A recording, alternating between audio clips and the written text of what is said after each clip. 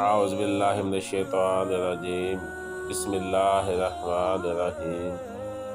حضرت ابو ہریرہ رضی اللہ تعالی عنہ سے روایت ہے، رسول پاک صلی اللہ علیہ وآلہ وسلم نے ارشاد فرمایا، جب تک کوئی بندہ گناہ یا قطع رحمی کی دعا نہ کرے اور قبولیت کے معاملے میں جلد بازی نہ کرے، اس کی دعا قبول ہوتی رہتی ہے۔ عرض کی گئی، یا رسول اللہ صلی اللہ علیہ وآلہ وسلم، جلد بازی کرنا کیا ہے؟